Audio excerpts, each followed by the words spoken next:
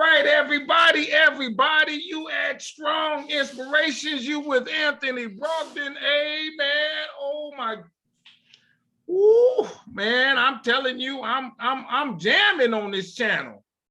How about this? I'm jamming so much that the guest on my channel, I called the wrong number and got the right person. How can you do that? I called the wrong number looking for somebody else. I got her location. And then when they told me a little bit about it, I said, hold on, I'm at the right place then. Because I don't want to don't let me, here go a stone that I'm unturned, that's going to turn. And I called the wrong number. And the lady said, hold on, you got to talk to this lady. She get on the phone. She said, I'm the right person to talk to. I said, oh my God, now is that good or is that good? I'm that good. How about this? I just interviewed a lady a couple of days ago out of Nova Scotia, Canada. I just interviewed a lady out of Australia. And I got an interview with a guy out of South Africa. I want to tell all these stories. And her story right here gonna be incredible. Watch. She's smiling. She's happy, lady. She's nice person. I could tell that when we talked on the telephone. I had the wrong number, and she still was warm to me. And she hadn't even checked me out. She hadn't even tried to check me out, man. Unbelievable. This thing is happening. Everybody, how about this? It's happening so well. May 2020, I'm having my own festival. It's called Freedom Quindaro. I interviewed a guy on the channel whose great-great-grandfather was enslaved in Missouri. He walked across the river when it froze and ended up in Quindaro. I said to myself, I got to go see this for myself, and no use me going by myself. I want 1,000 of you all to show up with me. And as a result of showing up, I'm gonna have a party Friday night in a barn. We're gonna get the smell out, but it's still gonna be, you still gotta wear your dusty blue jeans. We're gonna do some drinking, those who drink and not over drink. But we're gonna do a little drinking now, my friends. Even if it's just iced tea. How about that? And we're gonna have a tour on Saturday, where we're going to see how it happened and what is Quindaro. And if 1,000 of us show up and we get hotel rooms, we sleep in tents and cabins and trailer homes, support the local businesses there, that's some money for the economy. We're going to do that for them people over in Quindaro, and we're going to have a picnic after the tours. I don't eat pork. I stopped eating in January. That's a personal thing, but we might even roast a pig. I don't know. I don't do all that, but you know, we have some ribs or whatever. We're going to have a good time. We're going to wait till it get dark and look at the stars and have somebody tell some stories about the stars and how they had to use the stars. And then the next day, we're going to have church service. Got to bring the Lord in it because we got there safely. We're going to return home safely. And we're gonna pour libations and all that. I'm putting it together, and I got people doing it, helping me out on this, right? Because I don't know all the players in the town. And so stay tuned on that. I'm putting the websites and all that together. Stay tuned. Come check me out. How about this? What I got another one for you. Well, let me go to this other one that I do have. I know I got. And you know what it's about. Because see, I'm serious about this history, right? I did a movie on it. Boom, there it is, shakalaka. Business in the Black, the rise of Black business in America. 75 minutes.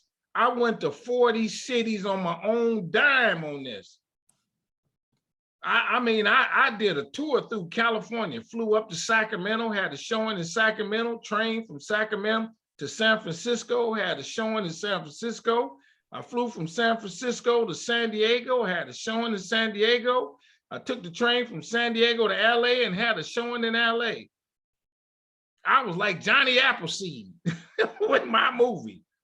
Watch this. It's streaming on Amazon, and I got a guy now helping me get it on Tubi and Hulu and them other channels where you can see it for free.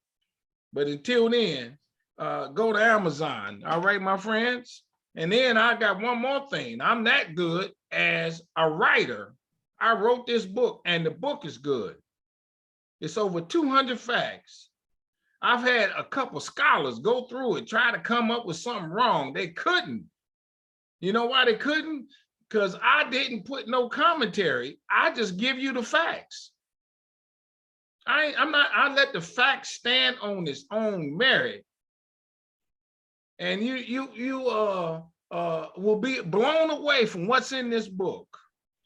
So much so that if you read my book and you know everything in here, I give your money back. You ever had a book with a money back guarantee? A money back? Hey, man, I ain't never heard of it. It is. It's that good. I'm that confident. Every 10th book I sell, I donate one to a school. This thing is bigger than me. The word has got to get out. And that's what I do in this book. Now, check it out. Go to my website, businessintheblack.net. It takes 10 minutes to order my book. I'll autograph it for you. I'll ship it to you. There you go. How about one more thing here, a couple more things. Follow me on Twitter. I don't say this enough, but follow me on Twitter at A Strong Dream. That's what this is. That it's a strong dream. Follow me on Twitter. And I tweet all of the videos over and over again, and I retweet other people's stuff. You hear me use the word strong a lot, right? It's my favorite word. It's everything I do got some strong in it. That's just who I am. I like it, came up with it. And I got it to mean this: strength, tenacity, resilience, and a sense of oneness, nobility, and grace. And that's my introduction to my guest today. She's a strong lady down in this little town. She's smiling and happy. Come on now, introduce yourself. Let's get it on. Thank you for being on the channel. Well, thank you, Anthony. My name's Alyssa Keller, and I am the executive director of a museum in Hopkinsville, Kentucky. The Museums of Historic Hopkinsville, Christian County, and we're sitting in the Pennyroyal Area Museum right now. Okay, I got to ask a couple questions about yourself because I do that with all my guests. Nothing too personal though, my friend. Were you born there? I was born and raised. I always tell people that my family grew out of the dirt right here in Western Kentucky. Yeah. Now, where is it? Where's the town? We are in southwestern Kentucky, right on the Tennessee border. We're about an hour north of Nashville. So when you was a youngster, you wanted to get in trouble. You went to Nashville, so nobody in your town knew you got in trouble. Well, I mean, maybe. We didn't do it all that often. What we did when I was really little, when I was really young, is we got really excited to go to Opryland in Nashville, which was a theme park, and it was all country music based. So yeah, we went to Nashville a lot. I've been through it, and I didn't. I've been there. I've been to Nashville. So how about this? You're a country lady, girl.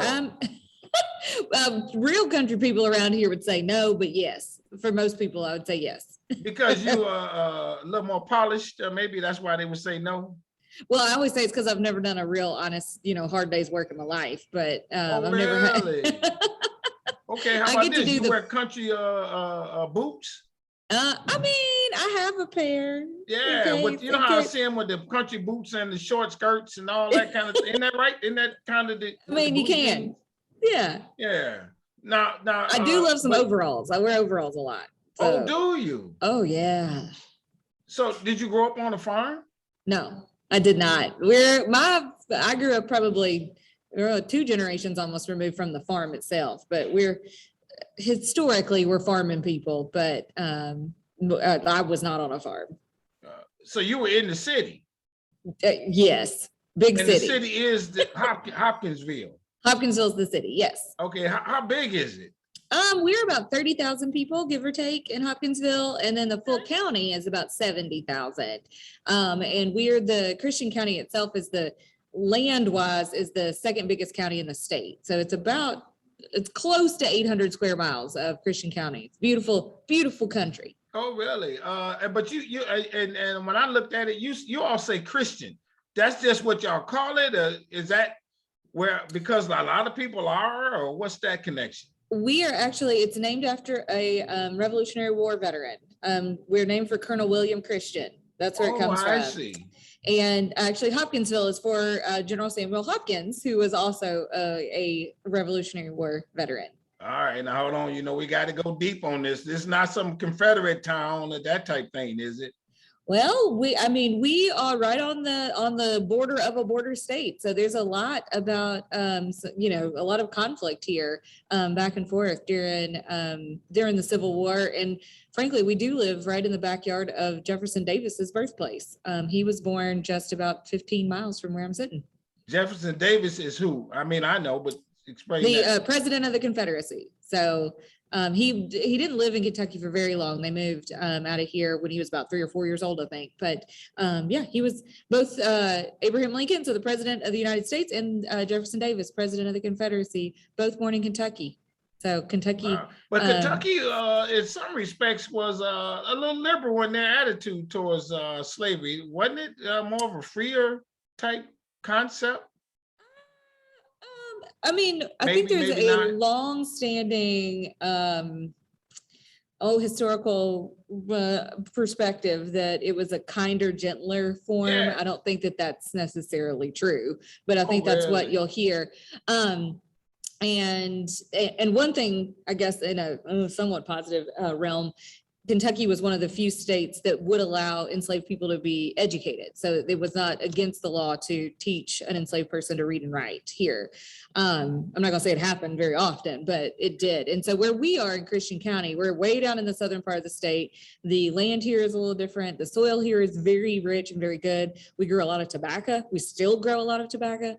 And the kind that we grew was pretty unique for this area too. And it was all done by hand. There was no mechanization to it at all. So it required a lot of hands, and which made Christian County, before the Civil War, one of the largest slave holding counties in the state, just really behind like Fayette, Lexington, some of the bigger cities. So we would have been a very, very diverse population, for better or for worse, before the Civil War. Still are today. So there's various plantations in your town. Yeah, I've heard over time that we never would have called them plantations. I think they would have said, it kind of went back and forth. The land is different in the county. So it's a big place. The northern part of the county has, it's a rocky geology. The farms were a lot smaller up there. The southern part of the county was more open, and it was very fertile land, rolling hills, but really, really good farmland. And so it's the southern part of the county where you see the bigger farms, and again, would have grown other crops too, but tobacco is what brought people here and made them really wealthy in this area. And most of our settlers that are coming here early on, European settlers that is, are coming out of Virginia and out of North Carolina, and moving west early on land grants from the American Revolution. And they're bringing with them what they know, and growing a lot of tobacco in North Carolina and Virginia too. So they're bringing that with them. They're bringing religious traditions with them. They're bringing the institution of slavery and their enslaved people with them. So we kind of become like a little transplant spot for that part of the original colonies. Okay, let me ask you this: How do you grow tobacco? What's that process? What does that look like?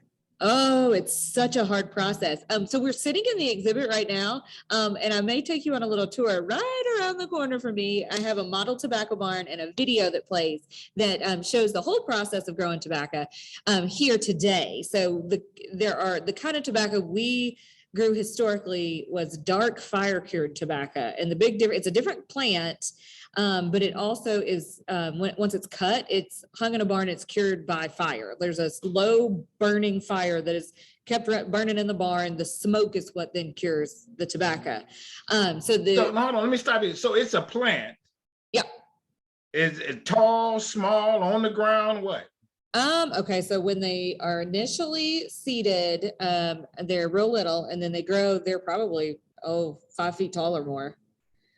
Part of the process of growing tobacco. So it's like, so things have changed over time, but now the historically, the seeds are very, very tiny. And so they would get broadcast. They would be like mixed with dirt or soil or something and thrown out in a field. The plants would start to grow, and then those little plants would get pulled, and then they would be replanted further apart so they'd have more room to grow. And so we don't ever say planted, they get set. We set tobacco. So the plants get set. So then after the plants are set, they grow to a certain height. Once they flower, then the bloom is broken off. All of this is done. The setting now is done with a machine by hand, but before nothing. So, but now, workers go through the field and break the tops of the plants off still. And what they're doing by breaking the flower, they call it topping. They top them, they take the top off and then pull off smaller leaves. And that's to get suckering that, to take smaller leaves off so that all the nutrients go to the big leaves. So they do that and they keep them growing. And then it's usually in the late summer, they cut the tobacco. It's all cut by hand with a little hatchet or a tobacco knife, it's called. They cut them and then they are spiked on a stick. So there's sticks that get stood up horizontally with a metal spike put on the top, and then the plant is shoved down over it. It's very almost violent looking. Then depending on the tobacco and the weather and stuff, they're left for a little while in the field. And then they get hung in a barn, and they get hung on tier poles in the barn. And then the fire gets started underneath them. The barn gets locked up and they're cured with the smoke. And then after they're cured for so long, growing tobacco is both an art and a science. So after the art of it is done, then it's pulled out and then the leaves are stripped. So then you have to strip the tobacco. And then they're usually whoever's stripping it's grading them based on the quality of the leaves. And then they are sent to market. Nowadays, the way it works, to my understanding, is if the farmers who grow tobacco, they already have a contract on it, and they are like allotted. For a while they were allotted a certain amount of land to grow, and now I think it's just like you don't just go plant a tobacco. Let me ask you this: how long does it get cold there in your town? Mm-hmm. So the growing process is from when to when? Historically, it was about a 13-month growing process. You were already like preparing fields before you were selling last year's crop. Nowadays, it's not quite that long. So usually they set the tobacco. Now they're grown hydroponically, the seeds are grown hydroponically in greenhouses. And so then they set them usually late spring. So prep the field, set them late spring, and then they're usually being fired and stripped in like October. So you're looking at a 6-7 months. So you can plant a seed, and by October you're taking tobacco. Is that it? You're replanting a little plant by then. If when you start in April. How long does it take from when you first plant the seed till the time you're taking the tobacco off the plant? I mean, from the first one. Oh, I'd have to look and see. I would say, it's a number of months. Yeah. Okay. And and now there's a lot, farmers do a lot of crop rotation now. So if a field has tobacco in it this year, it'll have corn or soybeans in it next year. Our 4 big crops here are still tobacco, and we grow both dark fire tobacco. It's really the only region in the United States that grows that. And it's what's used in snuff and like chewing tobacco and pipe tobacco. It's not cigarette tobacco. Burley tobacco is cigarette tobacco, and we do grow it too. We didn't start growing it though until I think our first burley crop our first crop that went to market was in the 1920s. So 100 years later, basically. We grow corn and wheat and soybeans. Okay, now as we get, everybody, I want to give you an understanding of that. Now let's kind of get deep.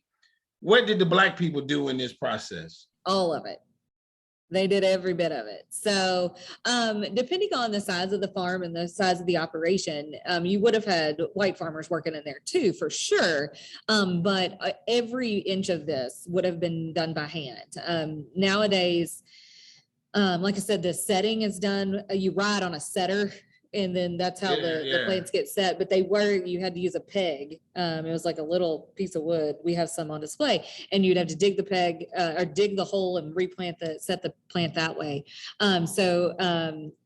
yeah, African Americans, enslaved Africans before the Civil War would have been doing a lot of that work. And then after the Civil War would have kept on as tenant farmers and sharecroppers pretty consistently. Okay. Now there were definitely white farmers doing the same work, but it was that tobacco and it's really how labor intensive it is and how big the farms are is what drew so many farmers here with such large enslaved populations. Yeah, I'm sure. Well, how brutal is this process? Being out in the hot sun. It's hot. You got to worry about the bugs and the snakes and stuff like that. Is that always something that they had to concern themselves with? Oh, I'm sure. One of the things that my understanding is little kids, one of their deals was to pick the tobacco worms off, and they'd have to pick them off and squish them. So like it was lots of ages we're going to be working in the fields. Yeah, I mean, it would have been, it's hot here. It's, I think today is going to get close to 90 degrees just today. And we have 4 very distinct seasons here. So we will have a frost and it will freeze and we will have snow, not like you will, but, and when it snows here, we all don't know what to do with ourselves, but so it would have been a hard work. Work. Now the plantations that they had to have a lot of workers. I mean, if they had a lot of land, right, they would have. And then so back in the day, like every farm would have probably grown tobacco of some sort, and then they would have grown other things, obviously for money, and then also for sustenance. So your corn and your wheat would have been grown so that you would have those products, flour and cornmeal at your house too. But then there's always the taking care of the hogs and the cattle and all that too. So I mean, just keeping the farm operational would have been quite a bit of work. Okay, let's go brutal again, if you don't mind. Well, I'll try. Any brutal stories, any lynchings or anything like that have happened in town? Yes, we're still learning more about a lot of this. I think that overwhelmingly our story here has always been, oh, it wasn't that bad here. And I don't know I think that was a very narrow and naive look at our history. We have 3, maybe 4, I think one was before, 3 documented lynchings after the Civil War here, which with a population as big as ours. So coming out of the Civil War, the population of Christian County was almost split. I mean, it was about 55% white and 45% Black. So I mean, we've got a very much so. So I would frankly expect more, and I'm sure that what we have is documented. There probably are more, but there are 3 documented ones. The one I know the most about happened in 1909. There was a lot of other stuff happening around here, a lot of other it all had to do with tobacco and tobacco prices, and a movement of trying to get better price on tobacco that led to a night rider movement, which frankly I'm just learning was a much bigger word than what we thought down here. So it started as something that dealt with tobacco, but then it led to a lot of other kind of terror movement. But, I mean, why were they mad at the Black people about this? Well, they weren't necessarily. It wasn't that at first, but then I think that things kind of grew and moved. But the one lynching I know about was in 1909. And the story is that an African-American man who I think he was in his 20s, grabbed a girl by her arm and they hunted him down and lynched him. Yeah, it's always about a woman. Always. And kind of a bizarre twist to that story at the time in 1909, our like county elected coroner was African-American. So it was his job. Oh, really? Yeah, one of the first in the country. His name was Reverend James Allensworth, and he did a number of things. Coroner. Yep. So now what does that mean? What does that mean? He would have attended to all deaths, all suspicious deaths. Yeah, right. In particular. It was in 1910. He'd been the coroner, I think, for 10 years or no, So he had to be a doctor maybe or something.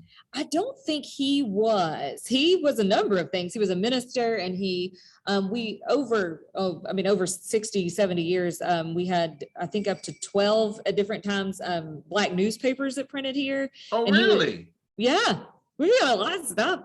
It was a very large Black population, and they were very,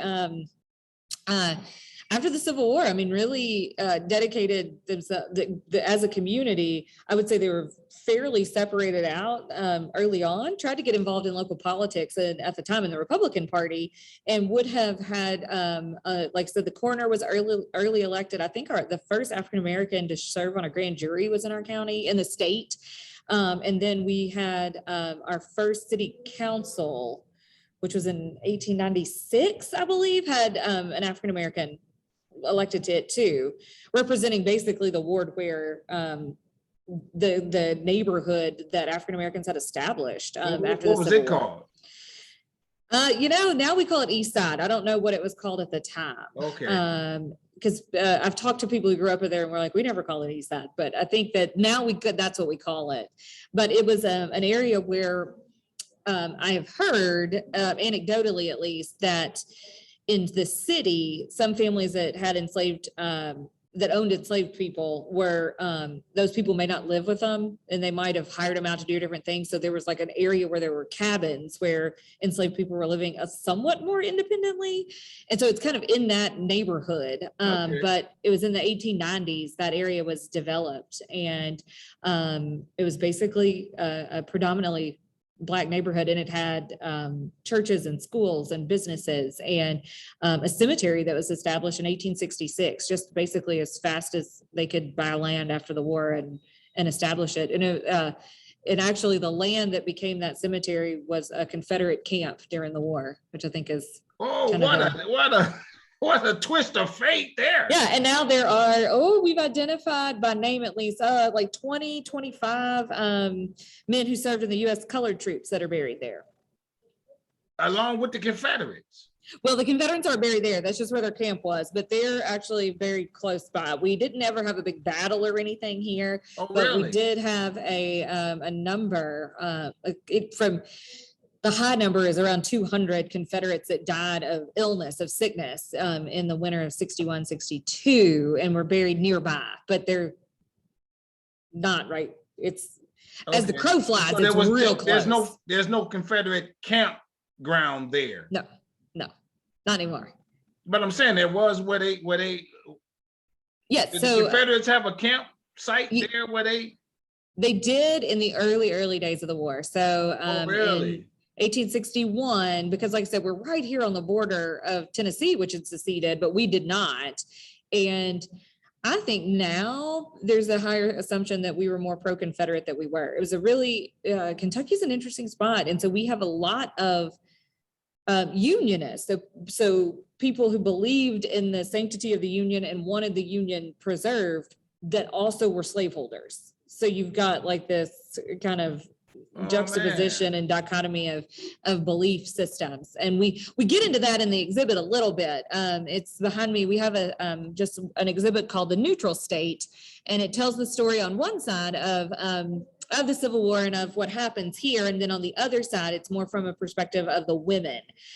We have a diary that's actually not in our collection, but it's owned by the Kentucky Historical Society, but they've done a great job, and it's digitized, and we use some excerpts from this diary, and it's from a slaveholding woman who lived here, kept a diary through the war, and initially supported the Union, but then as things happen, kind of switches her mind.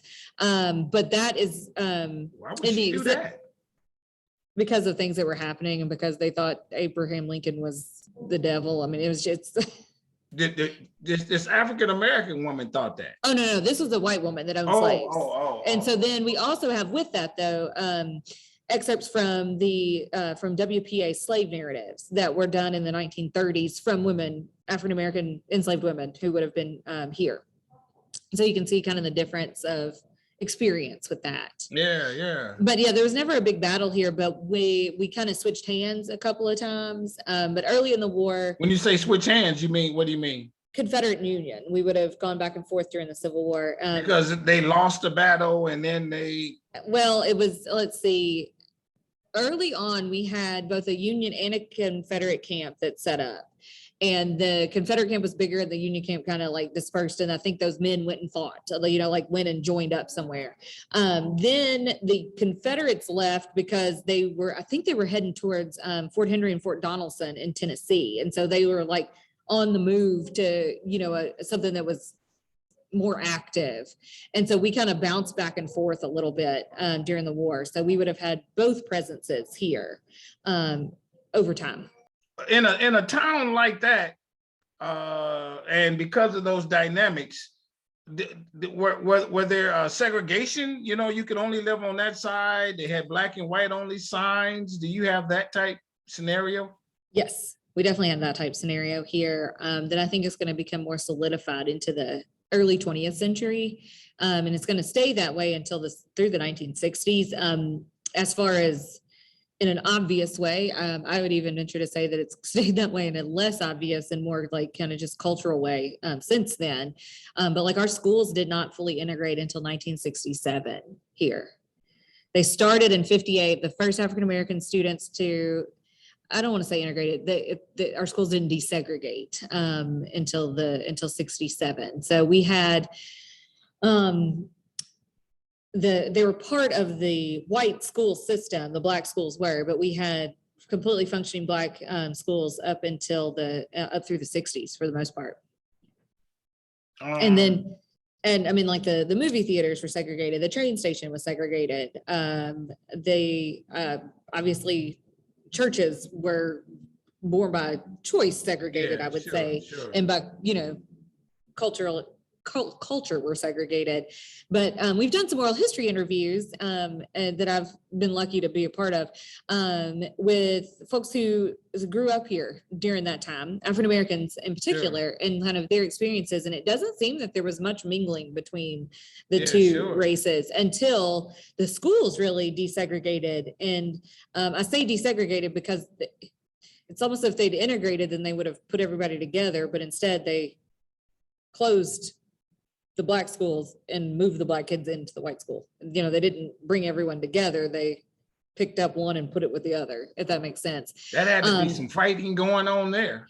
The reports from that are varied. It seems like the students tried early on, like they tried to do well. I don't know that translated long-term. Yeah. And some of the stories I've heard about, like when the African-American kids got brought into the schools, that 4 of this class got put in advanced classes and like 8 got put in standard classes, and they just lumped everybody else together. And so like, I think there was, it was going to be on a teacher by teacher basis, but like some made the African-American students sit in the back of the class. They were, yeah. One that was told that she was not fit for college. She went to college and became a teacher, but just kind of some, I think some more of some assumptions. And there was a lot of, I would say sadness in the African-American community when this happened, because they had the black school, the black community here had a high school, Attucks High School, and Attucks opened in 1916. So when it closes in 67, you've had generations of families that have gone through Attucks. Right. And the teachers there had worked there, many of them for years. Right. So if you're in school in the 60s, your teacher might have had your parents, right. And even if that wasn't the case, your teachers went to church with you. They lived down the street from you, and it was a community for sure, and it was a place where people the students felt like their teachers cared about them, and that they loved them, and that they couldn't get away with anything because they knew their mamas, and that kind of stuff. And then I think a lot of that got taken away. And let me ask you this: is there ever an occurrence in your scenario in your town where people, and maybe back in the days, just for one day forgot about their differences and came together? I would say yes. Yes, there are definitely. Really? I would think that there are, and it still happens today. I think that I think we try. I think we don't know exactly what we're doing sometimes, and we don't realize how deep some of these some of the hurt is and some of the trauma is. But I think that we tried just last month, just a month ago, here at the museum. So the museum I'm in has been open since the 70s, since 1976, but we closed and renovated the whole building. It's an old post office building, and we did a whole new exhibit, and we reopened in 2020, right before COVID closed us. So a lot of people hadn't had a chance to come in.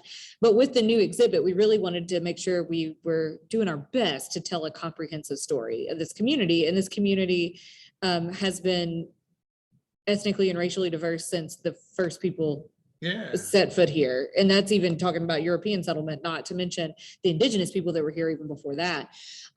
So we tried to do that. So this year on August 8th, August 8th. Yeah, so in Western Kentucky and Tennessee, we don't celebrate Juneteenth. We celebrate August 8th. Right. And so the museum worked with our Human Rights Commission in town, and we hosted an August 8th celebration. And so we really tried to open the doors and make sure that I think that from the museum standpoint, this hasn't always been a place for everybody. This is, and I think museums run into that a lot. And so we're trying to make sure that we are as such. I still think that there are things though that happen here that we don't realize are motivated certain ways. I think nothing here has ever been, I won't say nothing, overwhelmingly, the school's integrated and there weren't major protests or violence, thank goodness. Oh, there was not. I was going to ask you that. No, so most of what I know is from talking to people or from reading old newspapers. The old newspapers I think our newspaper did a fairly good job. Okay. Perspective, writing the stories and covering. So when the very first students integrated, so the way our integration worked, it was by grade level. So like in 1950, I think we could have started 57 and nobody did it. But in 58, first and second grade could integrate. And then in 59, first, second, and third, so like it kind of grew. Okay. And so our first year in 1958, we had 3 students. 2 were, I think, second and third grade, and then 1 was a first grader. And so she was the first African-American to go to integrated schools for her whole school career. Right. And she was the only Black child at a school, and she was in the first grade. And that had to be tough on her, though. I know, that poor little thing. There were a few families that like demanded that their children get transferred to another school. The kids were not in the first grade even. I mean, they weren't even in the same class as this child. You're talking my white family saying, I don't want to have, okay. And for better or for worse, our school system said, no, we're not gonna let you do it. So you go where you're districted to go, and that's the end of it. So I guess that's something to be somewhat proud of, that, I think it was I'll be honest, it's probably one of those, we don't want to do it, but we're doing it. And so we're going to do it, and we're not going to make like we got to stick to this. And so they raised that year by year thing after a while. And so, like I said, it was in the last class at Addix High School graduated in 1967. And at the time there would have been African-Americans in the high schools already, but that was the last. After that, they used the building. The school system used the building for, I think, all 7th and 8th grade for the next year or so, but for the next number of years. But that was the last time that the schools were totally separate. Let me ask you this: in terms of you personally, there were African-American students in your class. Oh yeah, for sure. They had an integrated prom or a separate prom. I have heard that in the very, very early years at one of the high schools here that they did have separate proms. But I mean, I graduated from high school in 1999, and we were one body for sure. Do you as a person, do you have to walk a tightrope telling these stories? Because some of the people that you're going to talk about, who their great-great-grandfather and grandmother were not nice people, you can't tell that, can you? Or can you still tell it knowing that their kids know that you're talking about them? How does that go? That is a fantastic question and a tightrope that we do walk here. I have a hard time personally with not getting mad at people from 100 years ago because I mean, it's like, how did you not know better? How did you not know better and how did you not do better? But at some point, museums are not unbiased. I mean, like we decide what we're going to talk about, Right. and we can do it as honestly and as truthfully. And I know I've had good friends talk about revisionist history, and I was like, history's always been revised based on who's telling the story. So like, if Right. anything, we're trying to broaden the understanding and Right. to recognize that your experience and my experience in the exact same spot can be very different. And like, that's kind of the beauty of the human experience. But yeah, there are definitely times where, reading through stuff and being like, whoa, I don't know if we can use this name. So sometimes when you walk into the neighborhood diner, there she goes again, and you can't, you know what I mean? Do you get a little of that?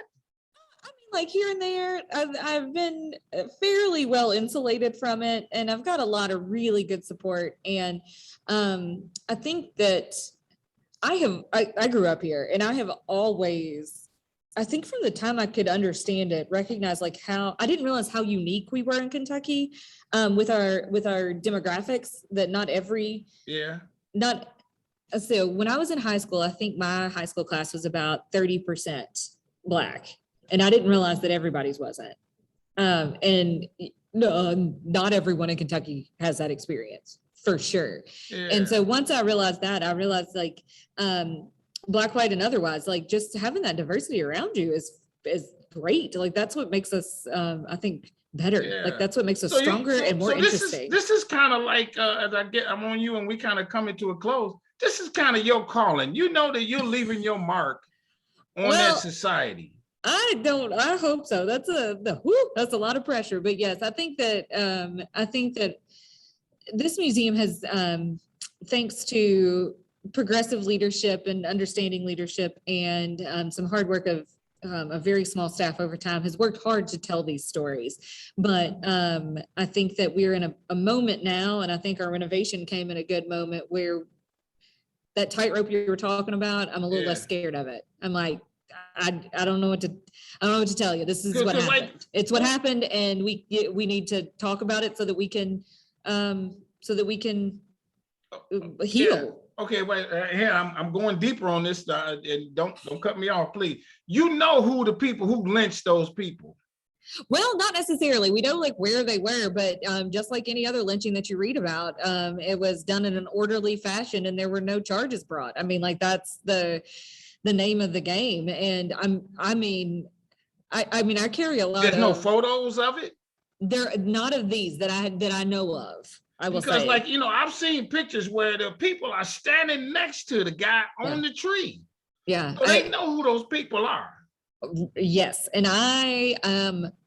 the ones that I've read about in the newspaper was always that no one knew who the perpetrators were, which it can't be true. But that's the way. So that's a good out. It's not like you got to name no names, right? But nobody's gone to jail for it or anything like that, right? All right. Well, Anthony, if we have time, I'll give y'all a quick little. I hope I don't make anybody seasick, but I'll show you some things around the building. I propped myself up here in the middle of the exhibit with this fantastic picture. 2 pictures behind me, actually. Yeah. This one is from the Boss Glove Factory, and it was a factory that was run locally. They made work gloves, like utility gloves, and predominantly employed African-American women. And then it was in the late 1930s into the 1950s. And this is a picture of the workers. Yep. And then over my shoulder here, this is Gloria Watkins, better known by her pen name, Bell Hooks. And Bell Hooks, great writer and scholar and academic on feminism and racism and sexism and all kinds of important things. And she was, yeah. Well, you look Bell Hooks up. She is fantastic, and she was born and raised here, so she would have had some of those experiences of integration. we have a music exhibit, and there are a number of musicians that have their roots here. And so this is not just African Americans, but there are some great ones, including you may not be able to hear it, but John Brim, who was a blues singer. He ended up making his name mainly in Chicago, but he was born and raised in Hopkinsville. We have a whole ironwork exhibit, and you're in Detroit, right? Yes, yes. So all our exhibit designers were out of Ann Arbor. So all this was bought at the Detroit Antique Mall. Anyway, so these panels tell different stories about kind of the African American experience after the Civil War. I know it's up backwards, but we have stories on emancipation and Rosenwald schools, on marriage being legalized, on sharecropping and racial violence. And you got a pretty big exhibit there on it. Yeah, you can see. Yes. And so then I mentioned about the women's, there's, yes, that's the diary and the slave narratives. Yes. So we got that. And then I just wanted to take you around here. We do have an exhibit on a man named Dr. Philip Brooks. Yeah. And Dr. Brooks was an African-American doctor who opened a Black hospital here in the 1940s. Really? Yes. And then I just wanted you to be able to see, this is our video of of them topping tobacco right there. Right. Now, most of that work is done by migrant workers, but this is a video that was done locally just 2 summers ago. Yes, love it. I love it. Since we talked about that, I wanted you to be able to see what that looked like. And I know we're about done, but I thought, okay, let me ask you this. As we come to a close, and this is another tough question maybe. Are there still Confederate flags flying around with people on their trucks and that kind of thing? Yes. All right, another question. Is there a monument to somebody in the Confederacy that has not come down that they think will come down? So our main monument is, if you really read it, it's to the dead, not just the Confederate dead, and it is in our main city cemetery. Our cemeteries are not officially segregated, but they're basically still segregated. Yeah, sure. And so that is there. That's our major Confederate monument. It was put up by a veteran of the Confederate Army locally, and but it does say to honor the dead. It was done in the 1880s, so it was an early monument in the world of Confederate monuments. We didn't have any put up in the 1950s and 60s that I know of. I got you. But I just did a survey of state historical markers that we have in the county. The State Historic Society has a program where you can put these bronze markers up. They've been going up since, here our earliest ones are from the 1960s, and an inordinate amount of those that we have to do with Confederates. My last question as we kind of come to an end, you got a good museum. Have you won an award for Museum of the Year or something with the American Museum Association? We have not. We just, like I said, we just got reopened. Yeah, but I mean, it's like a nice sized building. You kind of thorough and comprehensive. We worked really hard, and I really appreciate that. I could tell. We're gonna send this on to them too and let them know about it. Okay, absolutely. And so, lastly, when are you open? What's your website? All that, so people can come down.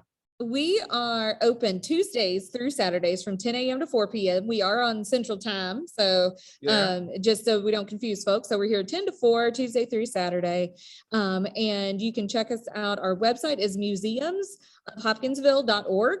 And museum is plural because we manage this, but we also have a fire transportation museum in our own fire station across the street. Okay. It's got fire trucks and things like that in it. And so we are 2 museums actually that we manage. And the best way to keep up with us and to learn more about us is through our Facebook page, which is I think it's the full Museums of Historic Hopkinsville, Christian County. And that's the place that we post the most frequently. Sure. So we've got that. We're on Instagram at Museums of Hopkinsville, and we've even got a brand new TikTok account. Oh man, okay. I know. We got some young help in that's helping us with that. So I love it. Hey, everybody, this is what I do here at Strong Inspirations is I find these people, and even if I call the wrong number, I'm got so the glad right you did. place. That's how it's working. I tell you, it's divine order for me to find out about your town and your museum and about you personally, because I can feel that vibe come through that you know what you're doing is the right thing, Well, and I that you're appreciate sharing this and preserving this history. And you're letting the people know that I know they're coming through because you got a big facility that you got to pay for, and it's happening. Everybody hit the subscribe button on the channel, hit the like button on this video. If you don't like no other, you need to like this video because of what this lady has told us. And she come from the heart. Hit the notifications bell. Tell somebody about Strong Inspirations where the people do the talking. I just asked a couple questions. Watch my movie, read my book. Come on now, do that. It's really inexpensive.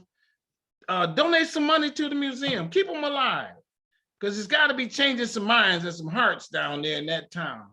And so to you, I say with all sincerity, I want you to stay strong, stay safe, stay on your grind. I love what you're doing. Like I say, this is your calling. Somehow you've been chosen for this job to do this, and you're doing it right.